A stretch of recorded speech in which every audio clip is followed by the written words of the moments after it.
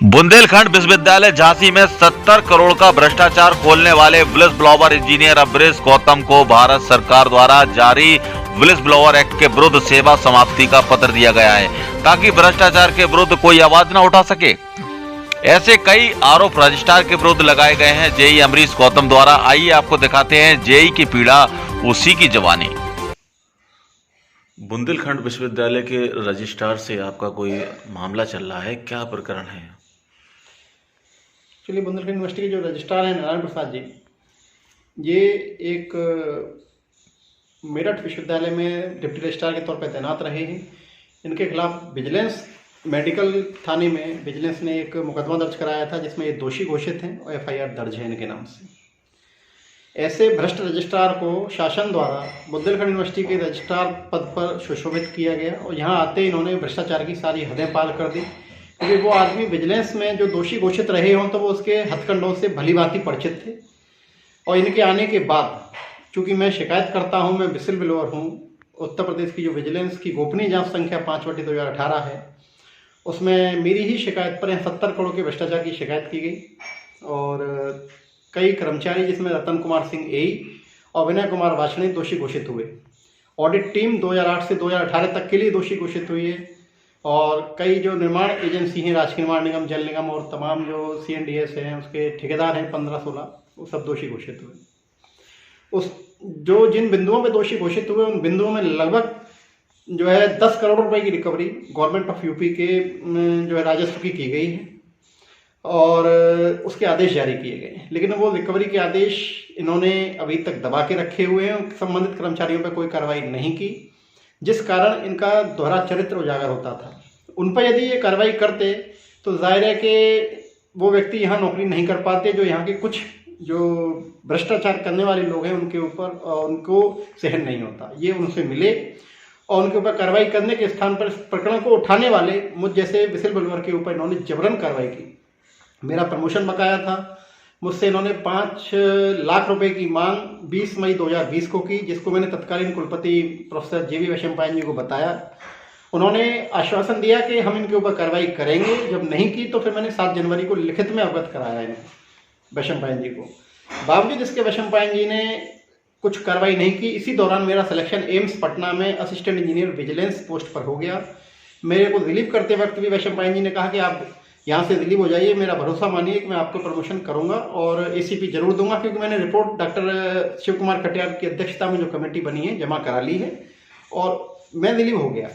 6 महीने तक जब वहाँ प्रमोशन नहीं हुआ तो मैंने इनको फ़ोन किया वैशंपायन जी को। इन्होंने कहा कि नहीं, हम आपका प्रमोशन कर रहे हैं। 28 जून को इन्होंने मेरा प्रमोशन किया या नहीं किया ये आज तक मुझे जानकारी नहीं है, बल्कि जो बाद में सूचना जो मुझे कुछ विश्वसनीय सूत्रों से जानकारी हुई कि इन्होंने मेरी 10 साल की सर्विस ब्रेक कर दी है और जो 25 लाख रुपए का मेरा एरियर था, उस पैसे को इन्होंने जीरो कर दिया ताकि एरियर न देना पड़े, क्योंकि कमीशन मैंने नहीं दिया 5 लाख रुपया। जब मैंने वहाँ से इस्तीफा देने के बाद यहाँ ज्वाइन किया 12 जुलाई को, तो इन्होंने मुझ पर 7 दिन में 10 आरोप लगाते हुए सस्पेंड किया, क्योंकि एक भी उससे पहले 12 जुलाई से पूर्व मेरे को विश्वविद्यालय द्वारा सर्टिफिकेट जारी किया गया था कि मेरे खिलाफ कोई विजिलेंस इंक्वायरी या कोई डिसिप्लिनरी केस पेंडिंग नहीं है, ना कभी कंटेम्पलेटेड है, ना प्रचलन में हुआ है और मेरी ईमानदारी प्रमाणित है। क्योंकि कभी एक दूसरे के विरुद्ध न मैंने, न विश्वविद्यालय ने, न उनके अधिकारियों ने एक दूसरे के विरुद्ध कोई आरोप नहीं लगाए थे, क्योंकि कोई प्रकरण था ही नहीं। ये सारे आरोप जितने मेरे सस्पेंशन के लिए जारी किए गए हैं, सभी आरोप फ्रेम्ड हैं, द्वेष भाव से प्रेरित हैं और तत्काल मेरे इस्तीफा देने के बाद 3 तारीख को, जब मैंने 3 जुलाई को इस्तीफा दिया, उसके बाद ही बनाए गए हैं। अन्यथा कागजों में पढ़ सकते हैं, विश्वविद्यालय में जो फाइल मेरी सस्पेंशन की है उस पर विश्वविद्यालय के कुलपति और कुल सचिव का ही अधिकार है, उन कागजों को आप पढ़ सकते हैं। सस्पेंड करने के बाद जांच अधिकारी बनाने का दायित्व तो एक कर्मचारी के लिए विश्वविद्यालय के प्रोफेसर जांच अधिकारी होते हैं और मेरे लिए एक सेवानिवृत्त लोक आयुक्त 84 साल के बुजुर्ग व्यक्ति को बनाया जाता है। ऐसे व्यक्ति जिनको गवर्नमेंट 68 साल तक लोकायुक्त पद पर रखती है, उसके बाद रिटायर कर देती है, तो ऐसे व्यक्ति जो कार्य परिषद के एक्ट के अनुसार और राज्य सरकार के नियमों के अनुसार केवल कार्य परिषद ही मेरे जांच अधिकारी नियुक्त कर सकती है, उनको रखा गया। एक JE की जांच कम से कम सुपरिंटेंडेंट इंजीनियर रैंक के अधिकारी कर सकते हैं, लेकिन एक AE को जांच अधिकारी बनाया गया ताकि इस जांच को अपने मनमाफिक तरीके से अपने लिए प्रेषित कराया जा सके, और यही अधिकारियों ने किया। 26 तारीख की ईसी की बैठक से पूर्व केवल एक दिन के लिए जांच अधिकारियों को झांसी बुलाया गया, जिसमें उस दिन इतवार का दिन और जो है करवा चौथ का दिन और मेरा यूपीपीसीएस का पेपर था। उस पेपर में उपलब्ध होने के कारण मैंने रिक्वेस्ट की थी कि इस जांच को जो आप 26 तारीख से शुरू करें, मैं प्रतिदिन उपलब्ध रहूंगा। इस तथ्य पर कोई ध्यान विश्वविद्यालय के तत्कालीन कुलपति प्रोफेसर जेवी वैशंपायन जी और रजिस्ट्रार नारायण प्रसाद द्वारा नहीं दिया गया, बल्कि एक पक्षीय जांच रिपोर्ट इन्होंने अपने मनमाफिक तरीके से बनवाई और बनवा करके मुझे शोकॉज नोटिस जारी किया, जिसमें सेवा समाप्ति की उन्होंने संस्तुति कराई थी। चूंकि ये नियम है उत्तर प्रदेश शासन का कि यदि कोई क्वांटम ऑफ पनिशमेंट रिकमेंड किया जाता है तो वो जांच जो है पूरी तरह से जीरो हो जाती है। धारा आर्टिकल 15 के अंतर्गत भी जो है दंडनीय है और ये जांच रिपोर्ट को स्वीकार नहीं किया जा सकता। मेरे को उचित अवसर नहीं दिए गए, जो विश्वविद्यालय का अधिनियम भी कहता है। उसके बाद मैंने जब उस पर जवाब दिया, अपने बिंदुवार उत्तर दिए अपने उस पर शोकॉज नोटिस पर, तो उसका भी कोई स्पीकिंग ऑर्डर पास किए बिना विश्वविद्यालय के रजिस्ट्रार ने आनंद फानंद में अपने दोषी होने को बचाते हुए मेरा टर्मिनेशन ऑर्डर जारी किया, मेरी नियुक्ति अधिकारी ईसी की बिना परमिशन के। जबकि मेरी नियुक्त अधिकारी एग्जीक्यूटिव काउंसिल कार्य परिषद है और उनकी बैठक के बाद ही मुझे टर्मिनेट किया जा सकता था, लेकिन रजिस्ट्रार द्वारा अपने निजी कारणों से, क्योंकि वो दोषी हैं और कई जांचों में फंसे हुए हैं और विजिलेंस जांच में कोई कार्रवाई न करनी पड़े, और जो नए मुकेश पांडे जी हैं कुलपति जी, उनके आने के बाद बैक डेट में मुझे टर्मिनेट का ऑर्डर मेरे हाथ में रिसीव कराया गया। क्योंकि 7 तारीख में ऑर्डर रिसीव हुआ है, जो जारी किया गया है, और 9 तारीख में हाई कोर्ट में डेट लगी थी, और 9 तारीख में भी विश्वविद्यालय के जो वकील रोहित पांडे जी हैं, उन्होंने ये तक हाई कोर्ट को नहीं बताया कि इनको हम जो टर्मिनेट कर दिया गया है और आज हम इनके सस्पेंशन के मुकदमे में बहस करने आए हुए हैं। तो इसी बात से सिद्ध हो जाता है और कि कोर्ट ने उसको अपने संज्ञान में लिया, ऑर्डर में जारी किया हुआ है कि 9 तारीख तक इनका सस्पेंशन बरकरार है, और विश्वविद्यालय कहता है कि 7 तारीख को इनको टर्मिनेट कर दिया गया है। ये इनका दोष यहीं से होता है नारायण प्रसाद जी का कि आनंद फानंद में इन्होंने बैकडेटिंग की हुई है इसमें। इस पर जब मैं मुकेश पांडे जी से मिला तो उन्होंने पूरी पत्रावली पढ़ने के बाद कुछ भरोसा दिया है कि मैं निष्पक्ष होकर के जो भी कार्रवाई करूंगा उन्हीं से मुझे न्याय की अपेक्षा है। इस भ्रष्टाचार 70 करोड़ के उठाने के बाद मुझे जो है बीच में कई परेशानियों का भी सामना करना पड़ा, जैसे कि SC/ST एक्ट मेरे ऊपर लगाया गया, जो पुलिस ने 1 घंटे में खारिज किया, क्योंकि मैं उपलब्ध था यूपीपीसीएस की परीक्षा में। जिस वजह से 1 घंटे में खारिज करते हुए विपक्षियों के ऊपर संबंधित धाराओं 182 की कार्रवाई की गई। मेरे ऊपर हमले किए गए, परिवार के ऊपर हमले किए गए, जो सदर बाजार थाने में उसकी FIR भी दर्ज है। इसके अलावा कई तरीकों से प्रताड़ित किया गया। विश्वविद्यालय के पूर्व कुलपति जेवी वैशंपायन जी द्वारा अपने चैम्बर में बुलाकर मुझे धमकाया गया कि आपने हमारी विजिलेंस जांचें कराई हैं तो मैं आपको सस्पेंड करूंगा। जब मैंने यहाँ 12 जुलाई को ज्वाइन किया, ये कुलपति और शिक्षाविद होने के नाते उनको शोभा नहीं देता कि इस तरीके की हरकतें वो देश को और शिक्षा को बचाने के लिए कर रहे हैं, या जो शिकायत करता है उनको धमकाने के लिए कर रहे हैं, अपने निजी हितों का पालन करने के लिए। निजी स्वार्थवश ही कुलपति जी द्वारा ये सब चीजें की गई हैं। मैं आज भी जांच कराने के लिए तैयार हूं, बशर्ते निष्पक्ष जांच अधिकारी मेरी जांच में नियुक्त किए जाएं। और यही चीजें तमाम जो है विश्वविद्यालय में जो रजिस्ट्रार नारायण प्रसाद जी द्वारा मेरे से पैसा मांगा गया था, उस पर माननीय गवर्नर साहब द्वारा इसमें एक कमेटी के माध्यम से CD संलग्न करते हुए आदेश दिए गए विश्वविद्यालय को कि आप अपना पक्ष रखें, लेकिन अभी तक भी वो पक्ष विश्वविद्यालय द्वारा राजभवन नहीं भेजा गया है, जिसमें इनके विरुद्ध मैंने मुकदमा दर्ज करने की परमिशन माननीय राज्यपाल महोदया से मांगी है, और ये जो है उपलब्ध है ये पत्र।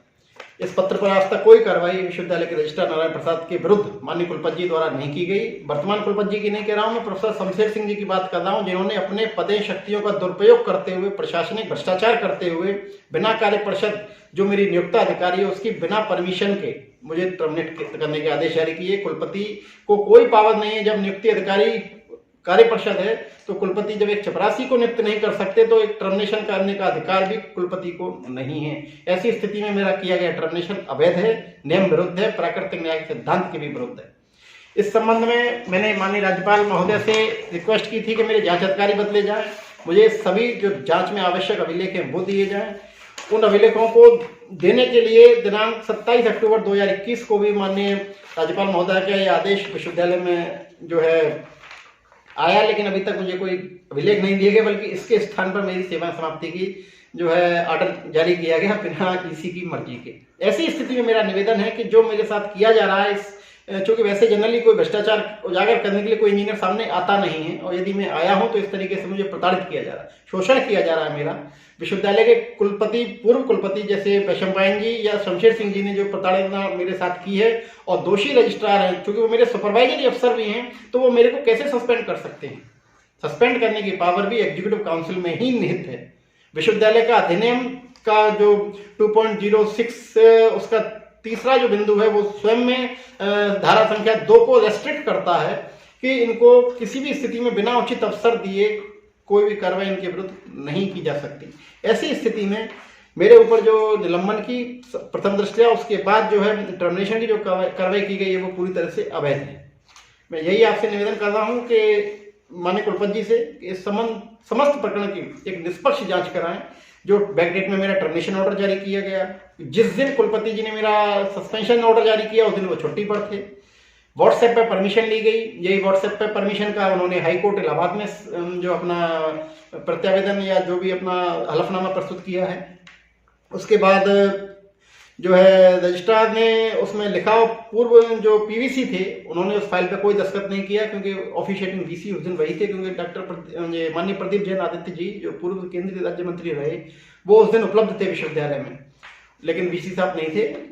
लिहाजा मेरा सस्पेंशन भी गलत है और अवैध है, नियम विरुद्ध किया गया है, ताकि इस प्रकरण को दबाया जा सके जो विजिलेंस जांच का है।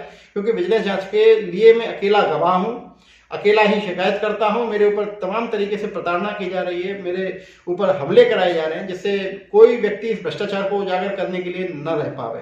विश्वविद्यालय में एसपी विजिलेंस झांसी की जांच कर रहे हैं, उसमें लगभग जो 70 करोड़ की जो रिकवरी है, वो रिकवरी के लिए प्रॉपर डॉक्यूमेंट विजिलेंस को नहीं दिए गए, जबकि 30 से ऊपर लेटर विजिलेंस द्वारा यूनिवर्सिटी को लिखे गए हैं। उनको एक कॉन्ट्रैक्टर लेजर है जिसमें ठेकेदारों का इनकम टैक्स, वैट और जीएसटी और साथ में जो है labour cess, water charges, security, extension of time का डाटा रहता है, वो डाटा का रजिस्टर ही गायब कर दिया गया ताकि विजिलेंस को जांच में न दिया जा सके, न कमेटी को दिया जा सके, जिससे जांच अधूरी है। ऐसी स्थिति में मेरा जो दोषी घोषित कर्मचारी हैं उनके विरुद्ध, और रजिस्ट्रार नारायण प्रसाद जो कि इन कर्मचारियों को दोषी घोषित होने के बावजूद भी प्रोटेक्शन दिए हुए हैं, ऐसे अधिकारी नारायण प्रसाद के विरुद्ध शासन से, माननीय कुलपति जी से अनुरोध है कि रजिस्ट्रार को तत्काल पद से रिलीव करने का कष्ट करें। साथ में शासन से निवेदन है कि ये रजिस्ट्रार नारायण प्रसाद 31 दिसंबर को रिटायर होने जा रहे हैं, उससे पहले इनके ऊपर कार्रवाई करने का कष्ट करें, इनको निलंबित करें, इनके ऊपर जांच सेटअप करें, और जो दोषी घोषित कर्मचारी और तमाम फर्में हैं उनको ब्लैकलिस्ट करते हुए उनको सस्पेंड किया जाए पदों से, अन्यथा विजिलेंस की जांच पूरी नहीं होने देंगे। गवर्नर को आपने एक पत्र लिखा था, वहां से कोई जवाब आया? गवर्नर साहब को मैंने पत्र लिखा, वहां से लगभग करीबन 10-12 पत्र विश्वविद्यालय भेजे गए हैं, जिनकी प्रतियां मेरे पास आई हुई हैं और सारी मेरे पास उपलब्ध है। पत्र में क्या आदेश दिया? पत्र में ये आदेश है कि सस्पेंशन के लिए मेरे को जो है सारे डॉक्यूमेंट दिए जाएं जो सस्पेंशन की जांच है, ताकि मैं अपना पक्ष प्रस्तुत कर सकूं। विश्वविद्यालय में जो नियम विरुद्ध जांच अधिकारी मेरी जांच में बनाए गए हैं उनके हटाने के लिए भी उन्होंने आदेश किए हैं, और साथ में मेरा प्रवेश प्रतिबंध खत समाप्त करने का आदेश किया, लेकिन विश्वविद्यालय ने कोई भी चीजें उनकी मानी नहीं है गवर्नर हाउस की। जब विश्वविद्यालय के अधिकारी राजभवन का आदेश नहीं मान सकते तो ये मानेंगे किसका?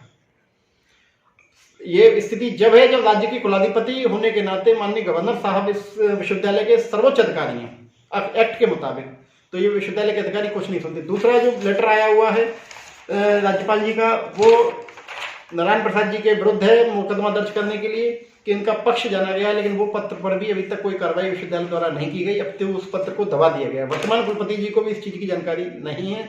जब मुकेश पांडे जी से मिला तो उन्होंने अनियमितता जताई इस मामले में। मुझे न्याय की उम्मीद केवल पांडे जी से है कि वो जिस तरीके से न्याय करें, लेकिन दोषियों को सजा दें, सस्पेंड करें जो विजिलेंस जांच में आरोपित हैं और दोषी घोषित हैं, क्योंकि 3 करोड़ की रिकवरी है, विश्वविद्यालय का पैसा है जो गरीब छात्र अपनी फीसों से जमा करते हैं। कोई किसान है अपने जेवर गिरवी रख के यहाँ फीस जमा कर रहा, उस पैसे को ये अधिकारी, खासतौर से रजिस्ट्रार और वित्त विभाग के जो अधिकारी हैं, ये अपना भ्रष्टाचार करके कमीशन लेकर के ठिकाने लगा देते हैं। यही मेरा अनुरोध है शासन से कि इन दोषी कर्मचारियों के विरुद्ध कठोर से कठोर कार्रवाई की जाए, और मेरा जो निलंबन है और जो टर्मिनेशन है जो मेरी एग्जीक्यूटिव काउंसिल नियुक्त अधिकारी के बिना निर्णय के किया गया, इसको तत्काल निरस्त करते हुए मुझे पद पर बहाल करने की कृपा करें। धन्यवाद।